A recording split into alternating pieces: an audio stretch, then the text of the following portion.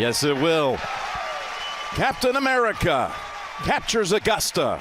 No tournament in golf produces a more well-known winner than the Masters. Think Arnold Palmer, Jack Nicklaus, Tiger Woods, or even more recently, Jordan Spieth. But even Augusta National can't avoid the occasional upset.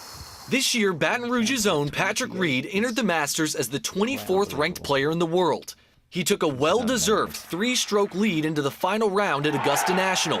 But if we're being honest, there were more people rooting against him than hoping he held on to the lead. And that wasn't lost on Reed. Yeah, well, up to the first tee, I had a really welcoming cheer from the fans. But then when Rory walked up to the tee, his cheer was a little louder.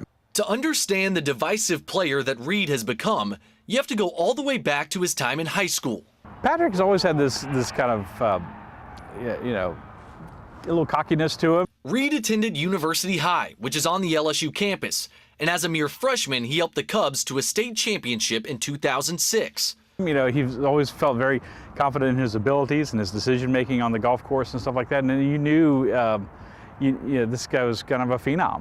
And he wasn't done. That same year, Reed won the Junior British Open. The following season, he blew away the field, winning an individual state title, along with a second straight title for his team. Then in college, Reed transferred from Georgia after an off-the-course incident, but wound up at Augusta State, which is only 3 miles from Augusta National. And with the Jaguars, he won back-to-back NCAA championships. But Reed's rapid ascent to golf's highest summit began just over an hour northwest of New Orleans. It was right here at the LSU driving range that Reed spent much of his formative years, sharpening his game in hopes of one day making it to the PGA Tour. But once he accomplished that goal, he quickly became one of the game's most polarizing figures. The Telegraph of Britain even claiming he was the most hated man in golf. So what has so much of the golfing world divided? Yeah, from talking to people who also have known him well and stuff, he didn't have a lot of guy friends. Some athletes, they need to create that separation to be good. And being one of the guys, being just a fun-loving teammate or something like that, I don't think it's ever been in his makeup. But one of Reed's high school coaches, Matt Piku, who is now the dean of students at University High, has a much different memory of the newly crowned Masters champion.